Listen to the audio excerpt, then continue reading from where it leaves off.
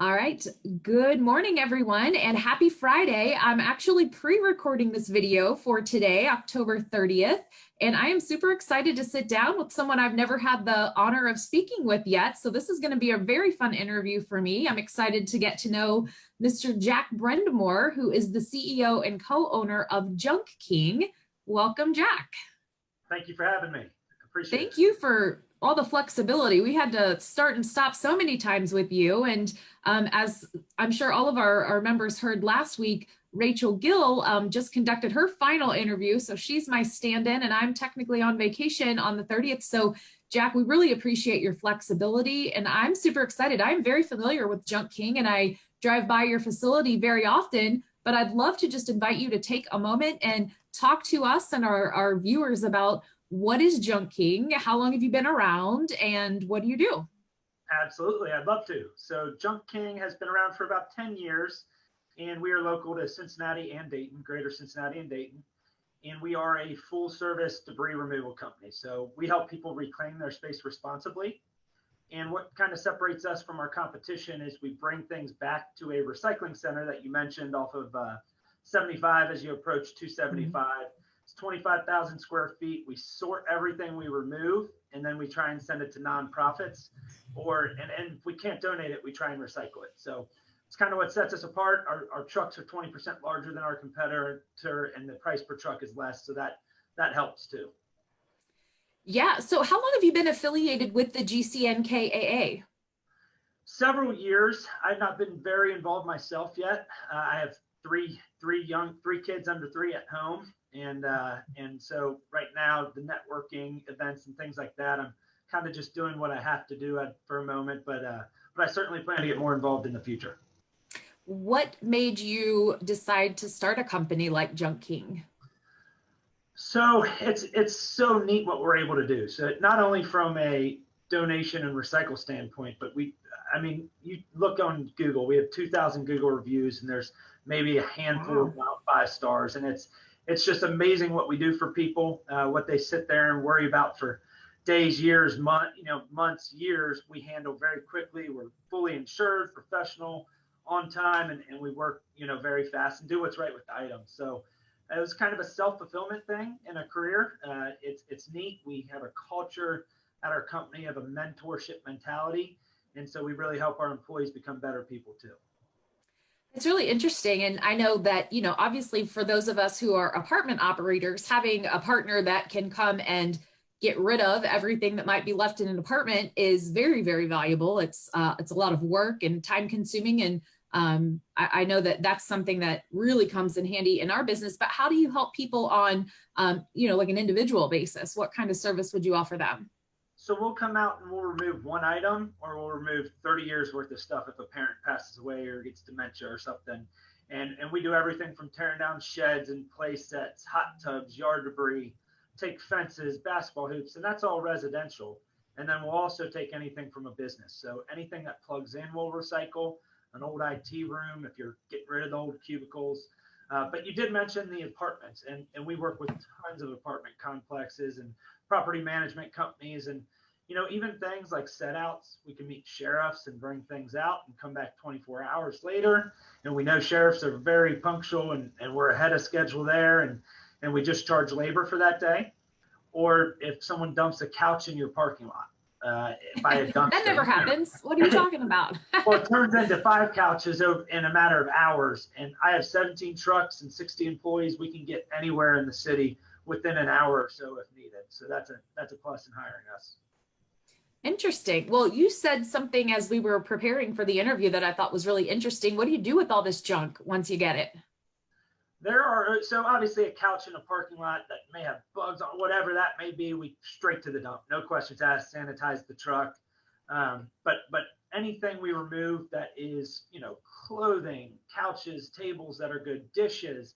I have a home for everything. There's over 30 nonprofits that we support. Habitat for Humanity, Matthew 25 Ministries, New Life Furniture Bank. They take truckloads every single week from my recycling center. So that's pretty neat.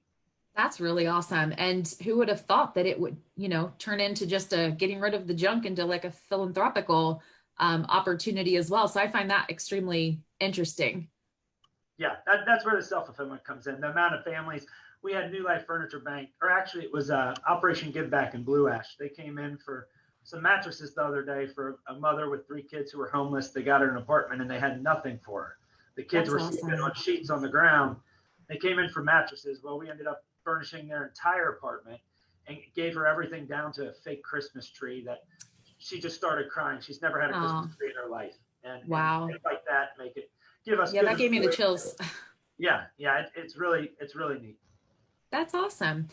Well, it sounds like in your business, you probably see as many, if not more, crazy, unspeakable things than we see in the apartment business. What's a memorable story that comes to mind from your years in this business? Oh, that's a question I get asked every. I give tours of our recycling center all the time, kind of pumping the brakes on it with COVID ramping back Yeah. up. But at the end of the tour, everyone says, What's the neatest thing you found?" But and I'll go over a couple different neat things we found. But one thing that I want to share that I pride ourselves on, who we are as a business, is we found someone's father got dementia, and they thought they cleared everything out of the house. They could never find his coin collection, and we were sorting through the things to donate them after the job, and in our recycling center, and we found a coin collection that was probably 50, 60, $70,000 worth of coins this guy Oh, collected his wow. whole life. And even though it's ours at that point, we tracked down the family, we gave it back. It's who we are as a business. We want to be the call every job from now forever, knowing that we'll be honest and full of integrity. And that's probably one of the neatest stories I have. We found an old Civil War map from Oh, wow. top of our paper bin to be recycled. And Yeah. I had an employee just pick it up because it looked old, and it had blood and coffee stains on it from undocumented Wow. part of Tennessee, a general's map. So Oh, keeping my history out of goodness. landfill is neat too. That's interesting. So I have to ask this question. Are you a hoarder? I get first choice of anything that comes in. So let's just say if I could go a week without bringing my son a toy home, he'll think he's in trouble or something. But no, That's I funny. Is there try. anything specific that you collect that you like always are on the lookout for? Bengals stuff. For some reason, I'm still a Bengals fan, but For that's some reason, huh? something that I probably get too much of. Right. Fine. Well, that's really interesting. So let me ask you one other question about the business side of things, and that's what kind of advice would you give to, I don't know, anyone who's watching this interview, people who are in the apartment industry, so whether it's professional or industry advice. Just do everything you do full of integrity, and good people support good businesses, and Hmm. want to be involved with those organizations. And Cincinnati is just such a small, big city that if you treat people right, the business will come to you, and you make a good name for yourself. So that's what we've tried to do, and that's what I feel we've accomplished at this point. Right. You guys definitely have some really great brand recognition too. And I think, your location and certainly your logo, your brand. I remember meeting some of your folks at our association's business exchange event a couple of years ago. And all of the material you mentioned competition. I was like, I didn't even know there was competition in your industry because you guys, especially in our little big city, have such great name recognition. Yeah, I mean, I don't consider anyone a competitor. If I had to rank someone as the closest competitor, um, the difference with us, for apartments, especially apartment owners, operators, management, you can hire a person off Craigslist, or have someone who's not fully insured, or has one pickup truck with a trailer that's taking it all to the dump. Or you can call Junk King, knowing that we're going to come out, be presented well, work quickly, do a good job, and do what's responsible with items. So I contend, not to say that we can't ever have a competitor in a way, but I don't think that anyone will ever be able to take our business just because the price might be a little bit less. We're very Right. reasonable. Right. Exciting. Well, is there anything else you want to share about Junk King? Or are you ready to switch gears and let us get to know you a little bit on a personal level? Sure. I didn't even mention this during our pre-talk at all, but we have a nonprofit showcase when you walk in our front door. Uh-huh. I kind of picture Junk King being a school field trip destination, everyone from elementary school up to college. I had the dean of Northern Kentucky's business school here a few weeks ago, starting to discuss, as things open back up, how we can make that happen. And you walk in, there's this huge room with all glass windows around it, and there's 30 something nonprofits that we help in some way or another. their logos on the wall, their literature on the table. I do a Mm. nonprofit showcase or spotlight every week or two where I have in, like I had Cincinnati Therapeutic Horsemanship and Riding in, a nonprofit that helps people use horse therapy. Wow. And they brought their little, the mini horses in for the spotlight. And we talk about who they are, help them get recognition. And then we also, talk about our relationship and events they may have coming up and boost it on all our social media. So I would ask if everyone listening, if you could go to Junk King Cincinnati and like our Facebook page. I promise you'll enjoy the material. We keep it very interesting and fun, and I would appreciate that. That would help our small locally owned business. Listen, when I am going live next Friday to promote that this video is shared on the page, I will do my very best to remember to make mention of that. We certainly, as a small business ourselves at the GCNKAA, appreciate how valuable social media is, and to get all of that recognition from an audience. So I will mention that for you when we go live to announce that this interview is airing. I will remind you on Thursday because you'll be in Florida having fun. There you do remind me. Thank you. All right. Well, one other thing before we get into the personal side of things a little bit more, you had mentioned in one of the questions is about professional designations and other involvement. You mentioned something about the Dragonfly Foundation. Do you want to speak to that for a moment? Correct. Yeah. So the Dragonfly Foundation, most people in the city know who they are at this point. If you don't, dragonfly.org, O-R-G, you can research them, learn about them. But we're basically a nonprofit that helps families dealing with pediatric cancer on an emotional and financial side of things. So these families are fighting the battles of their life, and we help them get gas cards to get to the hospital or hotels if they're from out of town. We give welcome packages. It's really neat. I'm a board member actually, it's a great organization. I've got a 53-foot trailer going in my parking lot next Thursday, and there's a little girl going through chemo with no hair and her arms up like this. And Oh, she's awesome. and it's a billboard for Dragonfly we're putting up, so we're excited about Oh, that. wow. That's exciting. Yeah, I wanted to make sure we got to mention that. That's really something. All right. Well, tell us a little bit about you, Jack, and your family. Me, I do not know how to. I do not know my plate's too full until it's overflowing. So I always try so many things. I've got my personal life. I'm married to my wonderful wife, Joanne. Beautiful, amazing. She's a third grade teacher at Little Miami. Oh. And then we have a 3-year-old, super full of energy son. And then we have twin 11-month-old daughters. So Jordan Wow. and Julia. I don't know if this picture can come through. I always like showing it. That's my little girls, Jordan and Julia. What are their names? How cute. Jordan and Julia, and they're starting to say mama and dada and hi. Oh, wow. And teeth are popping through, and they're days away from walking. So at home we have I'm very blessed with my family, and I like to stay active in the community, and obviously Junk King is getting to be a pretty large business that takes a lot of my time. How exciting. Well, until you just said a 3-year-old and 2 twin girls, I didn't realize what you meant when you said you had to leave the networking and everything up to some other people. That's quite a busy time. Well, what do you and the family like to do in your downtime, hobbies or pastime? Right now, we say we just survive. Right. No, it's the first year. Anyone who has twins will, especially with the toddler thrown in there, it's been a very difficult year, but we're getting on a very good schedule, and things. After about a year, the kids start entertaining themselves, so it gets easier. But we love the outdoors. We love hiking. Me personally, I like hunting and golfing and different things, watching sporting events and playing sports and things like that. You made mention of your affection for the Bengals. Is that your sports team of choice? Yeah, Bengals, Reds, all Cincinnati. Yeah.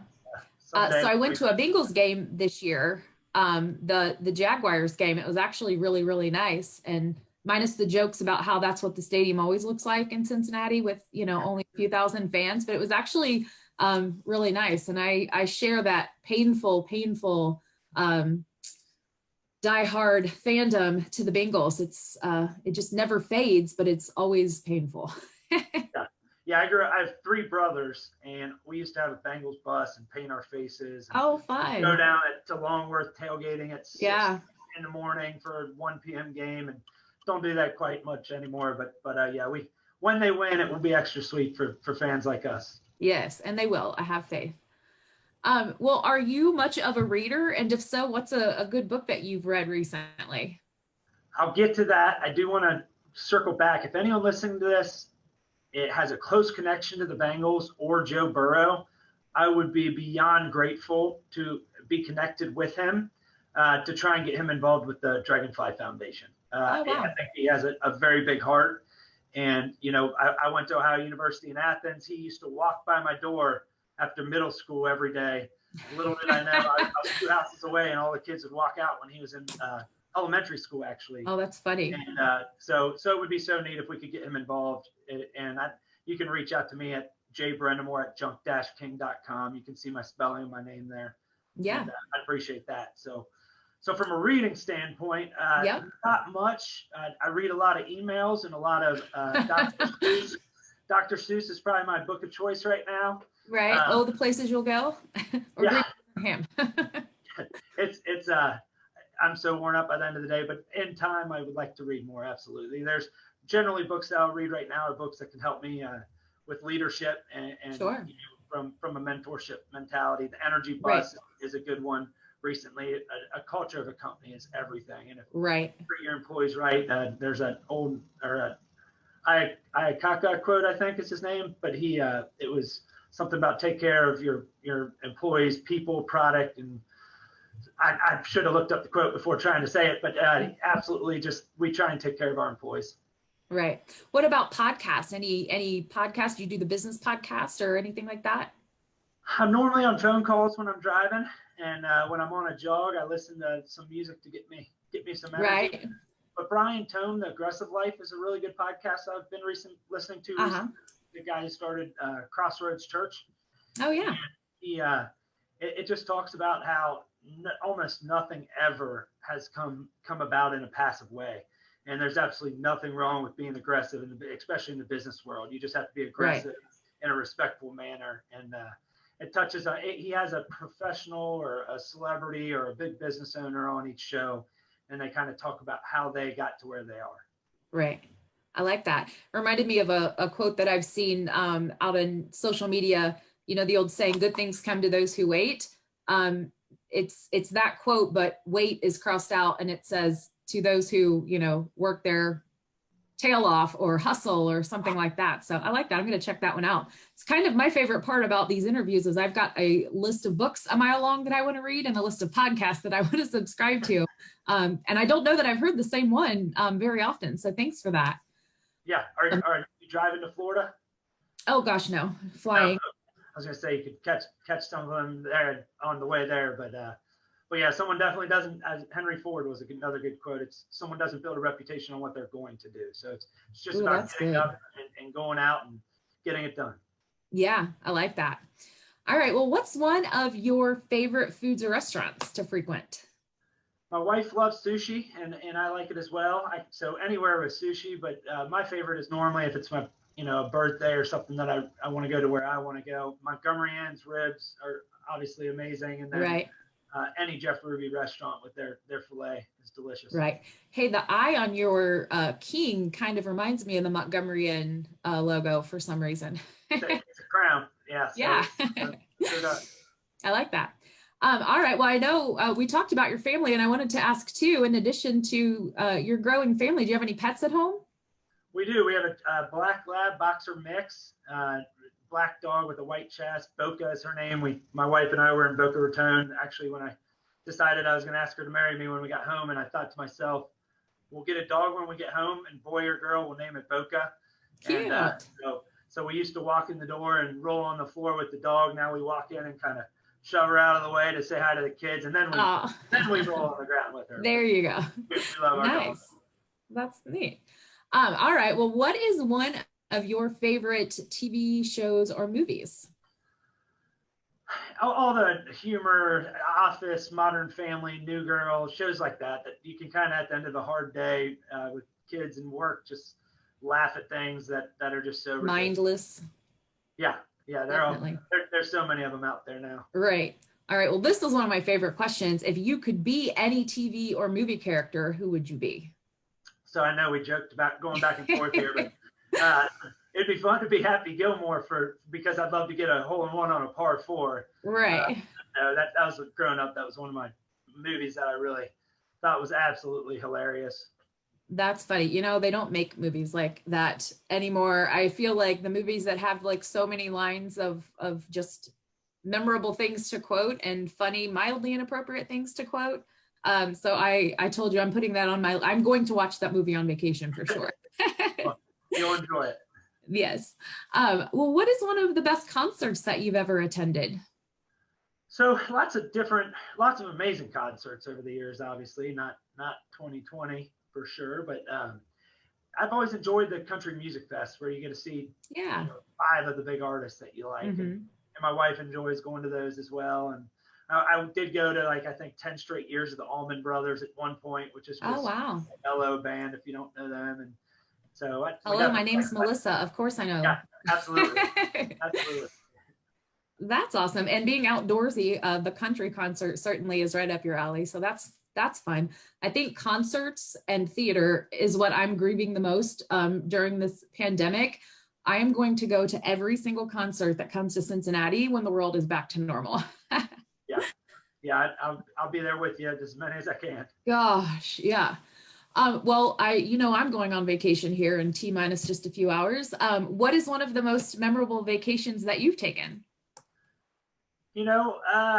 Before I got married, my wife and I, or when we got married, before we had kids, we went to Italy and traveled all to Cinque Terre and Florence, Rome, all the different towns in Italy, and that was really neat from one standpoint. I also decided to fly my 1-year-old to Switzerland and drive to Paris from Switzerland to Geneva, and it's a neat memory now. It was very difficult at the time, but I bet. Those were neat vacations. And then just like the Florida trips, they're always fun. They're close, you can have fun. The water's beautiful. What part are you Right. on? I'm embarrassed to say Orlando. Are you? We've rescheduled 3 times. World? What's that? Disney World or Yeah. just okay. Yeah.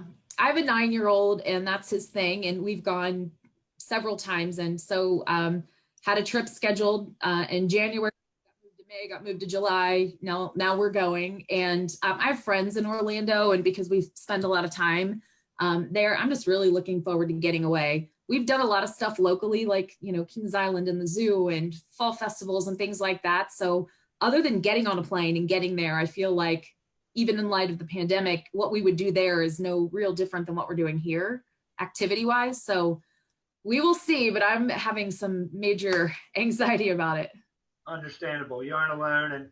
And once you're there, you can hop in a car and be on Daytona Beach in less than an hour? Less than an hour. Yep. We go to Cocoa Beach. That's my favorite to visit. But yeah, we've done Daytona as well, just to see the ocean and to walk in the sand. I always make sure we get to one of those places. Great. I hope you have a wonderful time there. Well, thank you. I appreciate that. All right. Well, I've just got a few more questions for you, Jack, and I'll let you get to your weekend. What's a random fun fact that people don't always know about you, or that we wouldn't know about you had not this opportunity to sit down and talk? Fun fact. When I read that question, I was like, am I that boring that I can't think of a fun fact about me? What did I put here? Let's see. Oh, okay. I make it happen, right? Just having a can-do attitude with everything. Yeah. Taking everyone's, feelings and consideration into decisions I make.